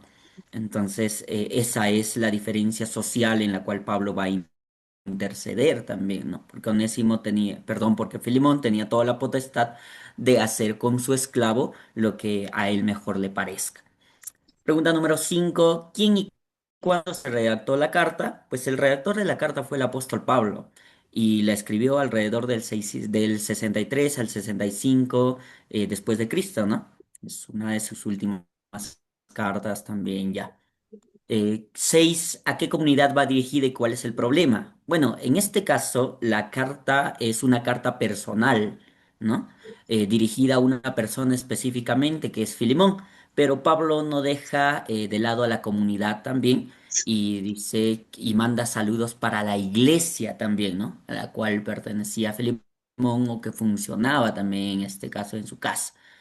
Y el problema, pues, era el asunto de cómo vamos a resolver este asunto de tu esclavo onésimo. Número 7, ¿qué propone Pablo para solucionar el problema? Pues que lo reciba con un hermano en Cristo, ¿no?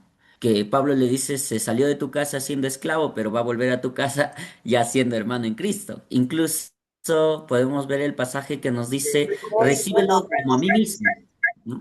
O recíbelo como a mi propio corazón, dice algunos Biblias, ¿no? De otras versiones. Esto lo podemos interpretar diciendo, recíbelo como si yo mismo te estuviera visitando, ¿no? Como si me recibieras a mí, así recíbelo ahora a tu esclavo Onésimo, ¿no? Porque ahora es hermano en Cristo.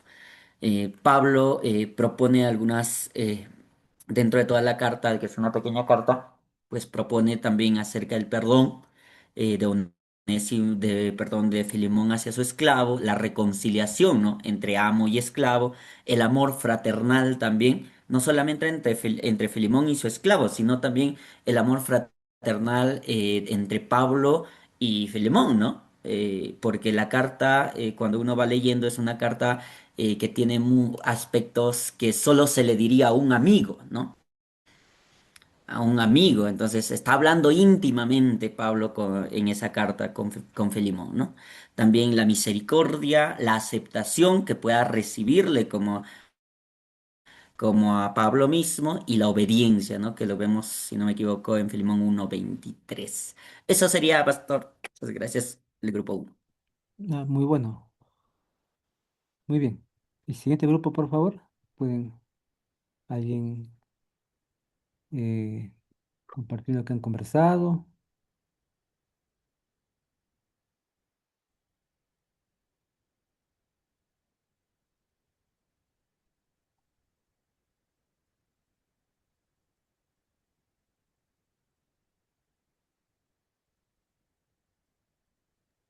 ¿Me confirma si se percibe, por favor? Sí, sí se ve, se ve.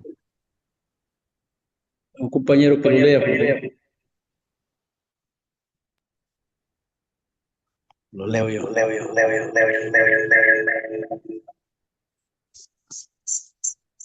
Bien, actividad de la clase. Carta Filemón, análisis del contexto histórico de Filemón 1:25. Pregunta 1. ¿Qué situación, el motivo?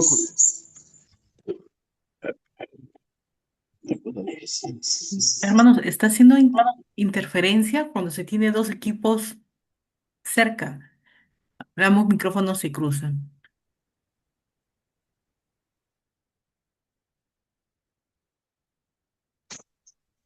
No sé si me copian ahí.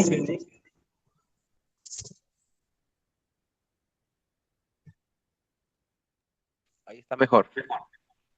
Aló. Un compañero que me colabore, léelo porque tengo dos dispositivos acá. Ujú. ¿Qué le colaboro, compañero? Listo, mi hermano. Actividad en clase, según hemos compartido con los compañeros. ¿Qué situación o motivo cotidiana de la época dio origen al texto? El motivo nace de una situación doméstica y legal sumamente delicada del Imperio Romano que comienza con la huida de Onésimo, de su amo Filemón. Hubo un conflicto económico y de acuerdo a ello se escribió la carta. La segunda pregunta es, ¿qué leyes o instituciones cuestionaban el comportamiento? La institución de la esclavitud era legal y normal en Roma. Un amo tenía derecho de vida y muerte sobre su esclavo, según Filemón 1:16. También la ley romana, un esclavo fugitivo podía ser castigado con cárcel, marcas o muerte si era capturado debía volver a su amo. La iglesia primitiva, aunque existía la esclavitud, el evangelio enseñaba que ya no hay esclavo ni libre, según Gálatas 3:28, y eso generaba tensión. Eh, la tercera pregunta es, ¿qué autoridades dominaban? ¿Qué estatus social existían? Había la autoridad en ese tiempo, la que según el siglo I eran los romanos.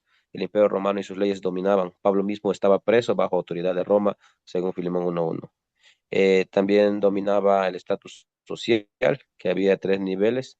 Amos, como Filemón, que era un hombre rico, líder de la iglesia y en su casa. Hombres libres, como Pablo, y ciudadanos romanos. Esclavos, como Onésimo, propiedad del ánimo sin derecho. En la iglesia se juntaban todos, pero afuera seguían las diferentes sociales. En la iglesia eran a uno y en la calle eran otros, como se podría decir. ¿Quién y cuándo se redactó la carta? Pues el apóstol Pablo, lo dice Filemón, le dicta probablemente con ayuda de Timoteo. ¿Cuándo? Alrededor del año 60 o 62 después de Cristo. Fue escrita desde Roma cuando Pablo estaba preso por primera vez en Filemón, según Filemón 1:1 y 1:9. ¿A qué comunidad va dirigida y cuál es el problema? ¿A quién va dirigida? A Filemón, líder de la iglesia líder de la iglesia en Colosas, según Filemón 1:2, ya que Filemón era un hombre rico, un cristiano rico. ¿Cuál es el problema? Onésimo, el esclavo objetivo de Filemón, se convirtió al evangelio con Pablo en la cárcel. Lo que pasa es que Onésimo robó a Pablo, Onésimo robó a Filemón y por ello estaba pagando una condena. Ahora Pablo lo devuelve a su amo, pero le pide que lo reciba, ya no como esclavo, sino como hermano amado, según Filemón 1:16. ¿Qué propone Pablo para solucionar el problema? Pablo no ordena, sino que apela el amor y la fe. Filemón 1:8 al 9 propone tres cosas. Primero dice, recíbelo como a mí mismo, que lo trate con dignidad, no como esclavo. Perdona la deuda, según Filemón 1:18 al 19. Si Onésimo robó, Pablo dice, ponlo a mi cuenta, yo te lo pagaré. Más de lo que pido, dice, según Filemón 1:21. Pablo sugiere que incluso lo libere, que lo vea como hermano amado en el Señor. Una carta muy importante que da el perdón y el amor sobre todas las cosas. Eso sería, profesor. Muy bien, muy bien, muy bien trabajado. Eh, Acá hay elementos que hay que seguir investigando.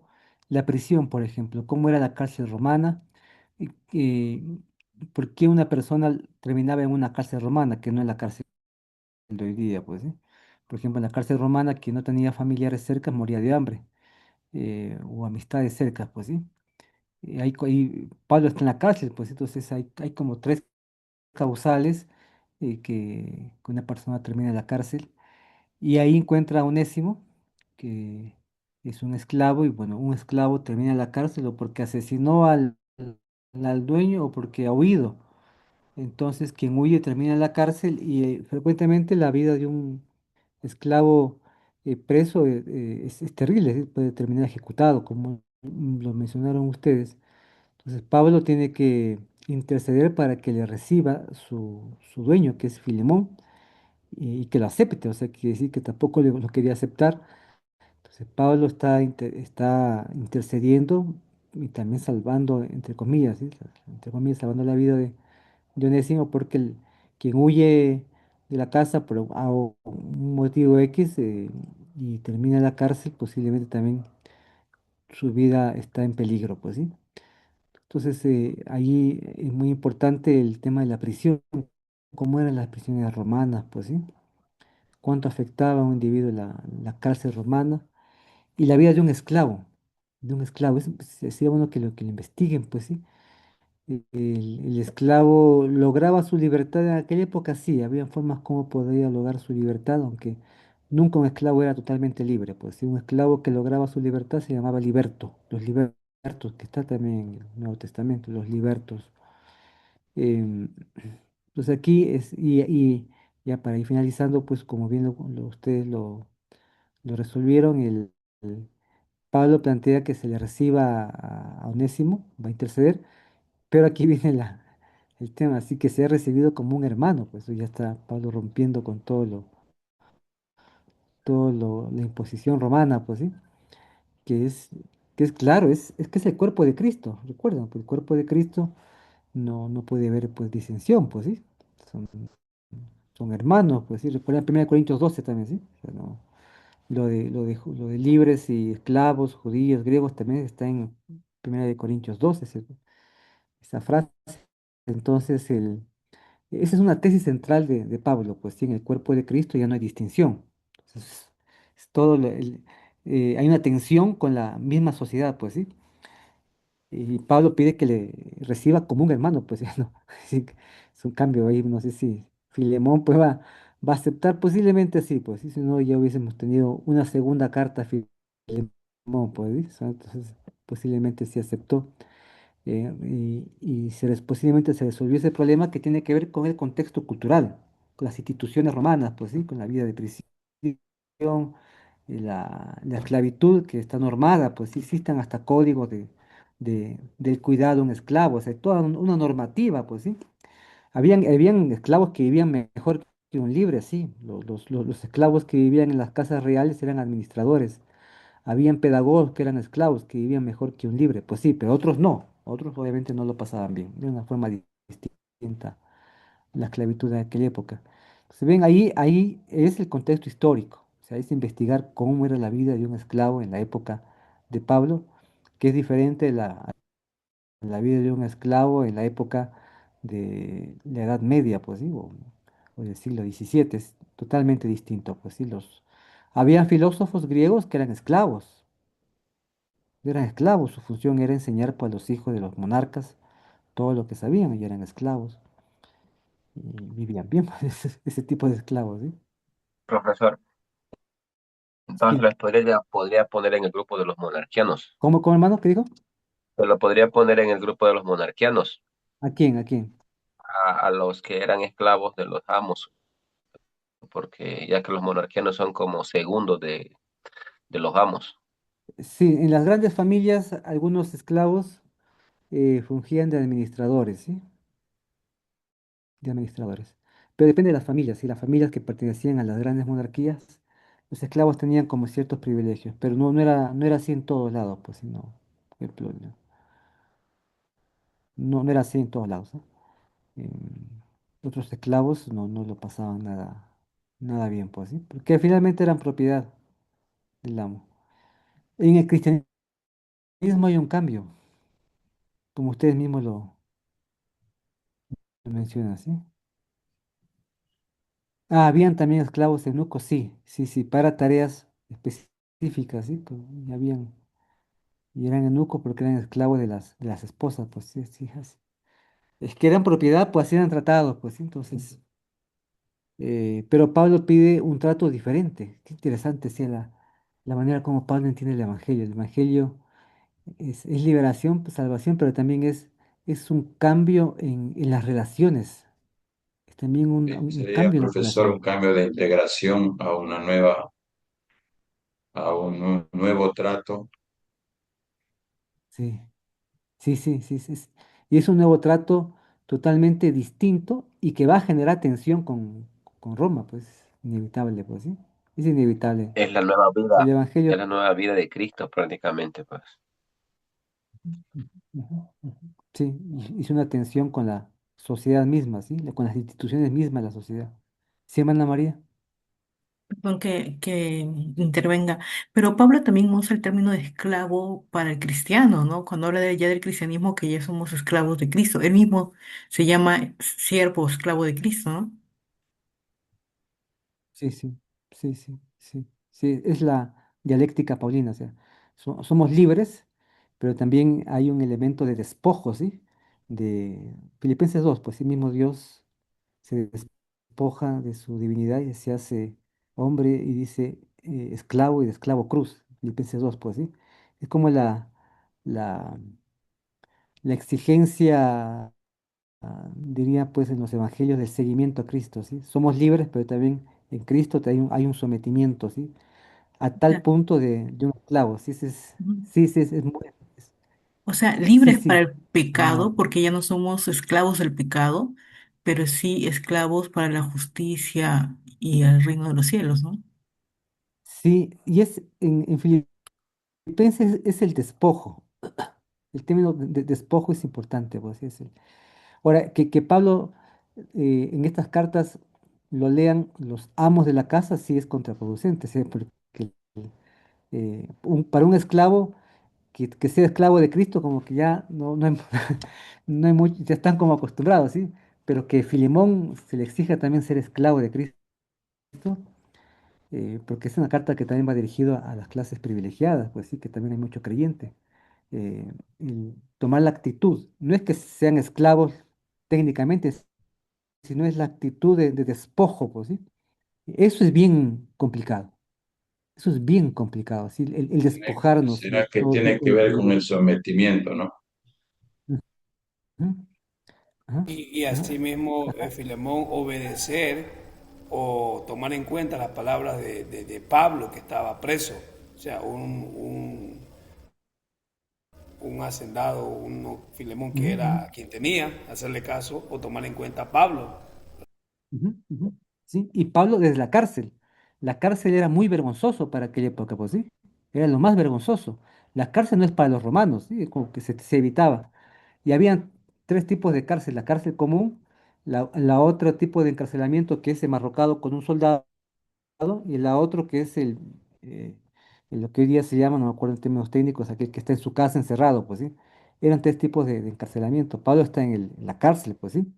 Entonces, de la prisión que llegue pues la amonestación, pero como ustedes mismos lo dijeron, posiblemente Filemón es una carta de amistad, o sea, hay una cercanía profunda entre Pablo y, y Filemón. Sí, el arresto domiciliario en el mundo de Pablo es solamente para las familias que tienen contactos con el poder, casi como hoy también, pues, no hay mucha diferencia, pues sí.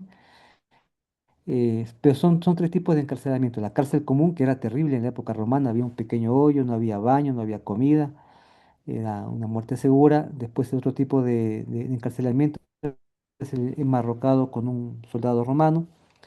Y el último es el arresto domiciliario, que era para las clases privilegiadas que de repente traicionaban al emperador, pero por sus contactos eran arrestados en casa, pues, ¿sí? Dice aquí la pregunta, yo estuve escuchando que los esclavos que eran liberados en gratitud a su amo que los liberó se hacían esclavos por voluntad, ¿es cierto? A ver, habían dos formas como un esclavo lograba la libertad. Uno es comprando la libertad porque recibía una especie de manutención, el esclavo, entonces lograba pagar su libertad, y la otra es con un acto heroico, pues sí. Ahora, el esclavo nunca se desvinculaba del patrón por trabajo, son otras épocas, pues no es que no es que está en el mundo moderno porque van a un lugar a otro con su currículum. No, ya el esclavo está marcado para siempre. El esclavo que logra su libertad se llama liberto, nombre libre, así que eh, tampoco se desvincula mucho del patrón porque hay trabajo. Así eran las formas, pues sí, no, muy distinto al mundo de hoy, pues sí.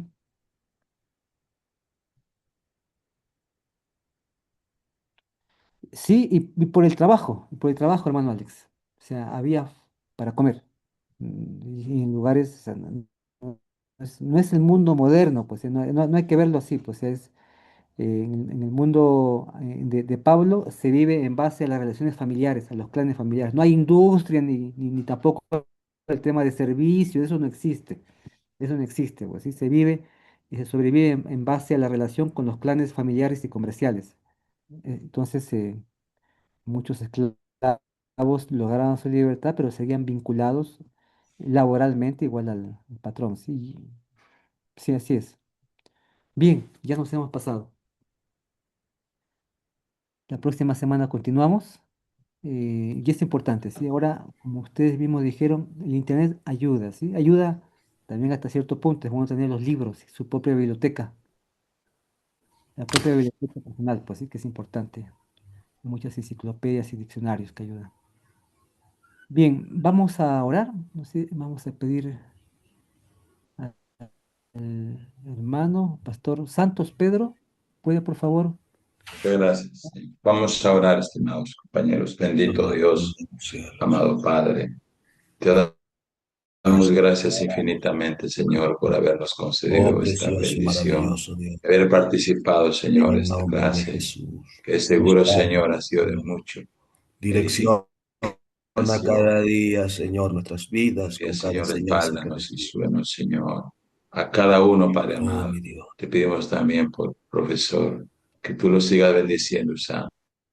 Te damos gracias en el nombre de Jesús. En el Gracias, nombre de Padre. Jesús. Dios Amén. le bendiga, profesor, muy amable. Entonces, Dios le bendiga, la próxima compañeros. semana hay Saludos. dos grupos que exponen, así que por favor se preparan. Muchas bendiciones. Ya. La próxima semana. El Señor les Amén. bendiga. Dios le bendiga. Bendiciones para